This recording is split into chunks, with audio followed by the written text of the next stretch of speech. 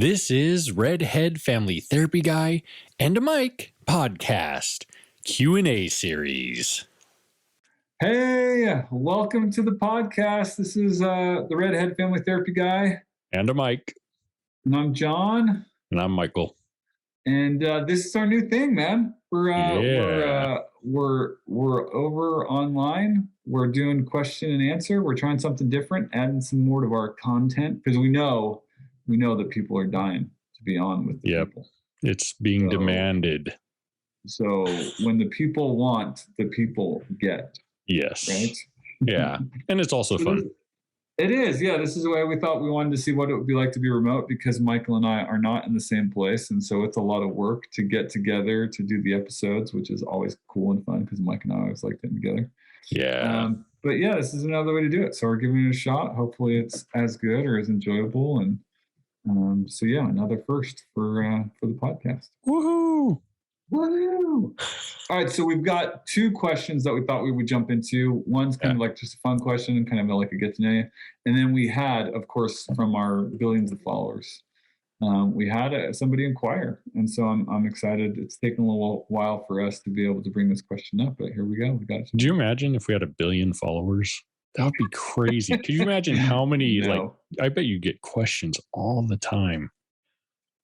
That would be insane. What would the ratio? Yeah, I mean, I hear what I hear with podcast people is when they start getting into the hundreds of thousands. I bet it's constant. They just stop looking at the comments.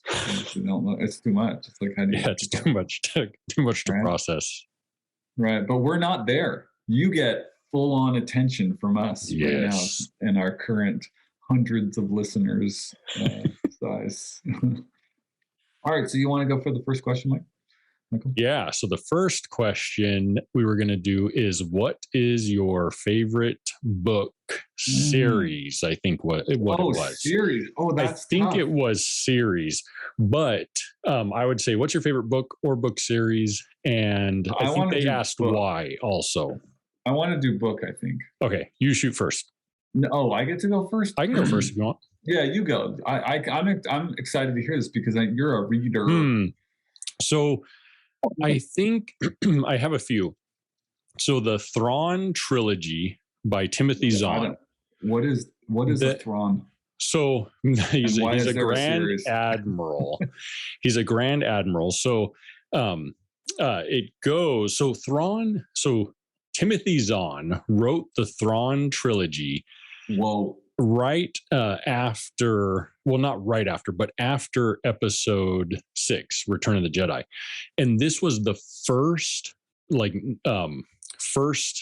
novel, first expanded universe that was approved by Lucas. So this was like a big deal. It was basically like canon. Because he has does he have a policy that people can just write? Is he one of those people can just write about it? Isn't there series like that where there's fan fiction, right, where you can kind of just write, and that's what a lot of the there's so much Star Trek fan fiction, but yeah, it's fan fiction type stuff. Now Disney bought over Lucas and then Lucasfilms and then created its own canon. So this and actually Timothy Zahn has written a new Thrawn trilogy for the new canon. The Disney. Yeah, and I've only read, I think, 2 of those 3. I think there's 3. What is it about this series? It's really cool because you see Luke, and this is where Mara Jade comes from, who is Luke's love interest. This is where you Luke has a love interest. They dropped the ball on that in the movie. This is where you get. This is where you get. I want to see smoochy Luke. Han and Leia's kiddos from, and this is where you get the dark, one of them kind of goes dark side-esque. This is where you get this after story of the original trilogy, and that for me was always kind of nostalgic, but also just good. I think Timothy Zahn did a great job, and this is where you get Admiral Thrawn, which is the blue guy. So if you've watched Star Wars Rebels, then you would know. I've been meaning to dig in because people have been talking a lot about the yes. So the Thrawn trilogy is the birthplace of Grand Admiral Thrawn, which technically, if I remember right, there was like 10 secret admirals that Whoa. Darth Sidious had, or Palpatine had, and he was one of them that survived. And so he's just this very, very intelligent, non-force sensitive type character. So that's one of my favorite. And then I really like the Stormlight Archive quite a bit. I love Terry Brooks, the Shannara series, specifically the Armageddon's Children trilogy. There's like 26 books or something in this series. Whoa. But the Armageddon Children sounds like you're biting off a little trilogy. Bit. Yeah. And then there's some like historical fiction and also history books that I enjoy, because my undergrad is in history. Those are probably my main ones. Harry Potter is great too. I love the Harry Potter series, and I love a lot of other young adult. I really like a lot of stuff. But if it's sci-fi or fantasy, then I'm pretty much on board, and especially if it's Star Wars. Nice. Yeah. That is that's a lot of likes there. That might have been a long-winded answer. All right. So my favorite book would have to be Ender's Game.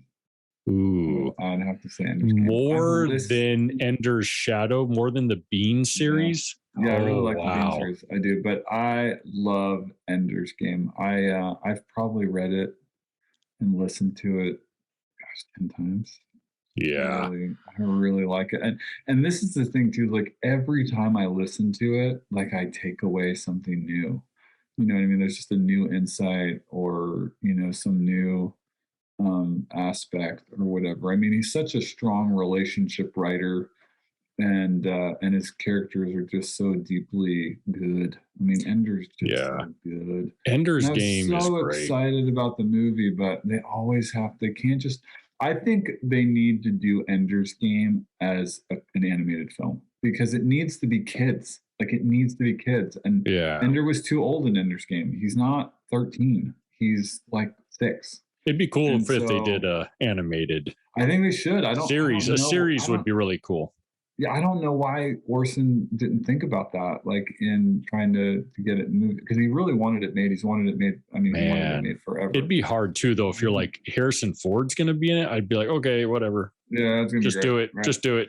So I love Ender's Game. I love the reveal at the end. The twist, because I didn't know. I didn't know. That's pretty. Yep. And it was just such a brilliant get, and I love the tension, and I love it. I just love Ender's Game. Ender's Game is great. I enjoy that one too. We could go into that and talk all kinds of therapeutic, stuff. But yeah, so for sure, Ender's Game is my favorite book. As far as series right now, for sure, it's The Way of Kings. I'm in. I haven't even listened to the new one yet. I'm almost at the end of Oathbringer.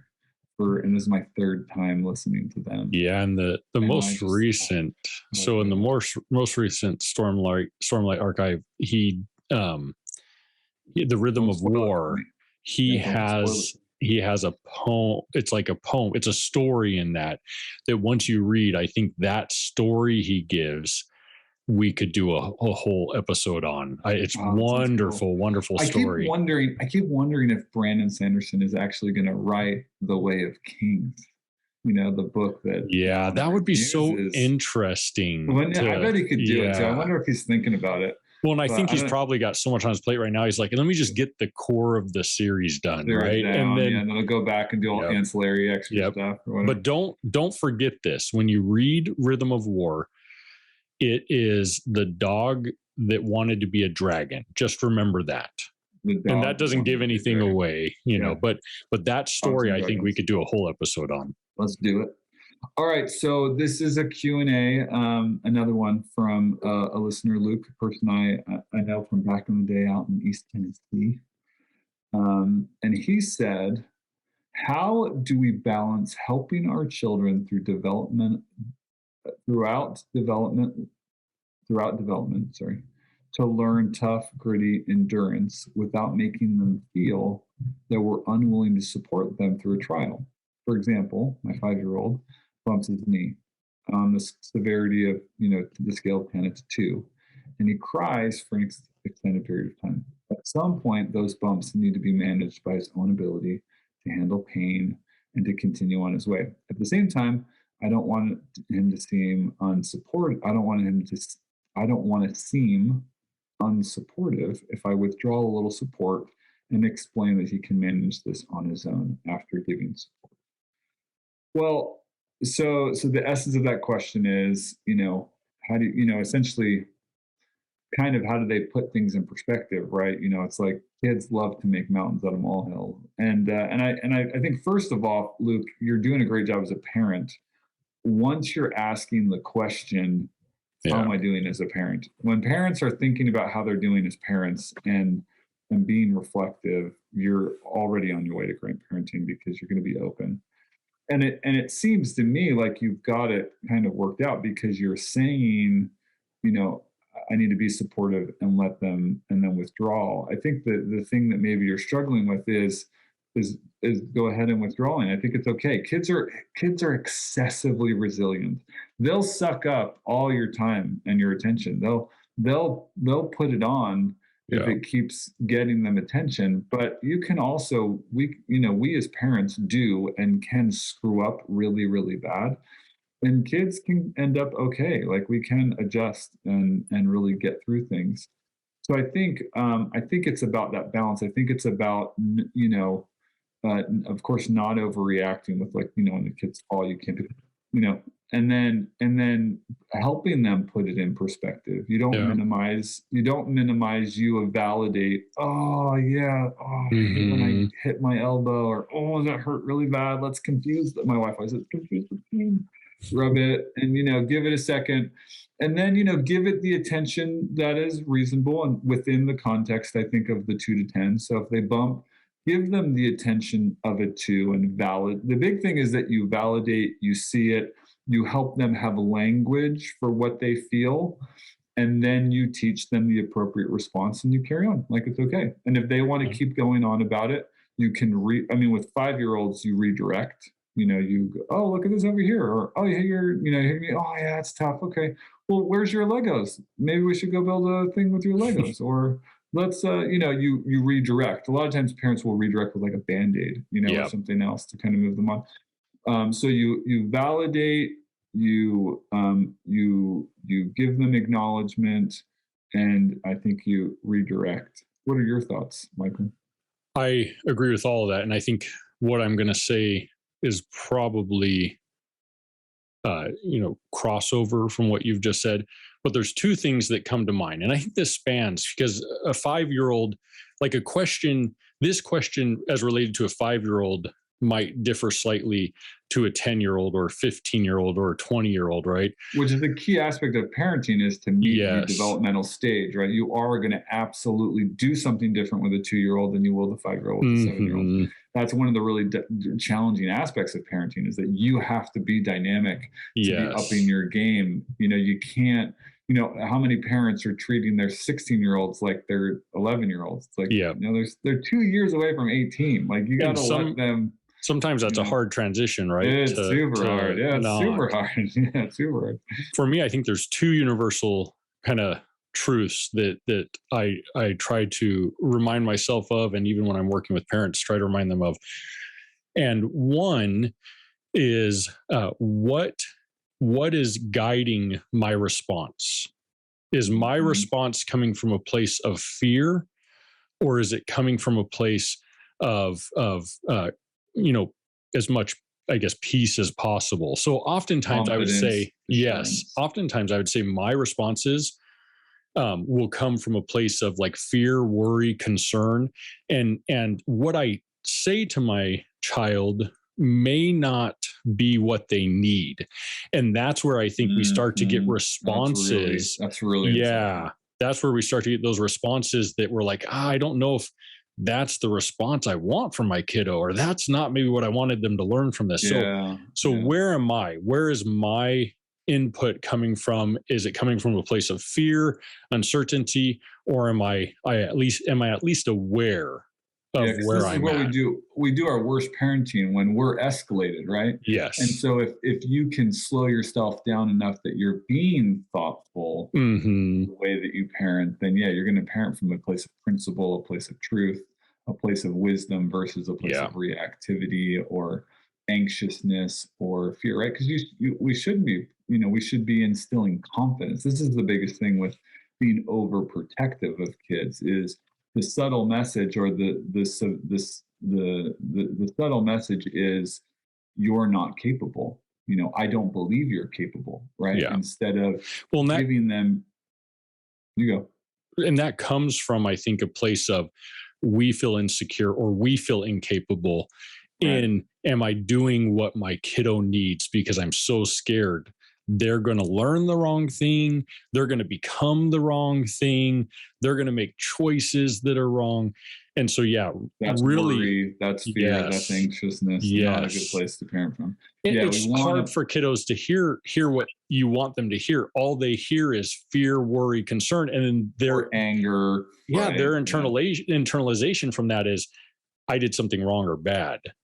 right. Or I'm And bad. And they yes, always jump to I'm bad. sorry, yes, That's, that's exactly, yeah. yeah, yeah. Hmm. And Mhm. then number two would be pretty much what you just said, in your portion, which is validate the truth. There's always a truth that you can validate, even if it's that hurt. Whether I think Mhm. it hurt them or Yeah, not, that's a truth to them that I can right. validate. And so Yeah. find the truth to validate, and that breeds that connection and safety, and it also can calm everyone and down. and and please make a point of helping to give them language. I mean, especially like at Yeah. 5 or 7 or even Hmm. 13. Like a lot of times, as kids, for instance, like come into the teenagers, they're feeling all kinds of emotions, puberty's happening, the brain's changing, and they don't have words. And so Yeah. it's like the phrase from EFT, empathetic conjecture. Is that what you said the other day, Yeah. Michael, in one of our Empathic conversations? conjecture. Yeah, and so it's like, help them have words. Are you feeling this, or is this was what you're feeling, or it seems like you're feeling this, and say it in a tone like you're checking in. Does that fit, right? Because Yeah. you've got to give them language. So creating the opportunity for Yeah. discussion and dialogue, and then affirmation for that dialogue helps to increase their emotional intelligence And here's and the give. key: 99% of the time, if you can just hear their pain and then repeat it back to them as if you understand what that's like, They're that good. solves it. That's really interesting. That's Right? one of the biggest It's things. really all that we need One as of the human beings biggest is things, and understanding. that's the big one of the biggest mistakes that we make as parents is sometimes we're afraid to validate because then we think we're saying that we're wrong, right? Especially if it's disagreement, like if a kid's like, Or "You're being we're so unfair," and it's mm, like, "Oh," instead of being like, "Oh, really?" Like, so that this feels unfair and this feels unfair because of this. Like, I can appreciate that. It's like one of the biggest intervention strategies I have when I have clients come in, teenagers with parents. One of the biggest things I'll do, especially if it's like an overbearing parent, that's super controlling, that seems mhm, inappropriately controlling, from my perspective. I won't say that outright. I might if it needs to be said, but a lot of times what I'll do in that case is I'll be like to the parent and with the kid there, right? So I'll get going and I'll yeah, pause and I'll just look at the parent. I'll be like, "Tell me, like, what was like when you were 17? Like, what was your?" And mhm. it's hilarious to me how many of them are like, "Oh my gosh, my dad." And I'm like, "Oh wow, that's really interesting to say." I'm like, get them talking about something, or sometimes they'll hedge, and then usually emotionally, they'll start like they catch on to what I do, and they're like, "Oh okay." And I'm like, "All right, well, how do you identify with your son and like or your Yeah. daughter?" And try to just get the dialogue going. It's like, man, don't forget when you were 17. It's because that's the whole like we've been there, done that. But we can't just say we've been there, done that. Yeah. We have to validate. We have to give our kids the emotional experience that we get it. And And that's not just saying we get it. That means helping them find the words and being like, yeah, yeah. And you don't have to, and that's not like you have to go on for 20 yeah. minutes. It's just like, oh, did you bump your knee? Oh, it's so tough. Oh, I'm so sorry. I Take a think minute, be like, oh, sometimes it's hard too as a parent because we well, if you're just think we tired. we get it, but we don't remember. I mean, Yeah. I don't Or it's remember a all the different things world. like when I was a teenager. I mean, I think I do, and I think I know what it's like, but so long ago, it's hard to Yeah, remember. seriously it is. But yeah, Totally so different. my two things would be looking at where am I coming from? Love Is it a that. place of fear? Is it a place of Principle. insecurity? Yeah. And then validate the truth. So find the truth and validate. I promise you there's a truth. There's always a Yeah. truth you can validate. And then get them redirected. Get them Yep. moving on, something And positive, something if you don't know emotions, get an emotions wheel, get a feelings wheel, get go something to that the gives you internet very and easy you can feelings go to and the internet and emotions. type in emotion lists Yep. and you'll get a one of 500 and that's great. Put it up and develop greater Yes. vocabulary around emotions. Help your kid. I mean, because they need to have words. They need to have words. The more Yep. words, the better. So, Awesome all question. right. Thanks so Does much. that do it? I And let's that's hope our so. Q&A. All right, there's our first one. Hope you enjoyed it. Ring it, and feel free to submit questions. We're going to be doing this. So Yeah, we'd love it. And that can be fun questions or mental health related questions, whatever you want. we'll do it. If we don't know the answer, we'll make something up. Yeah. Well, I mean, come on. We know the answer, please. Thanks, guys. Adios.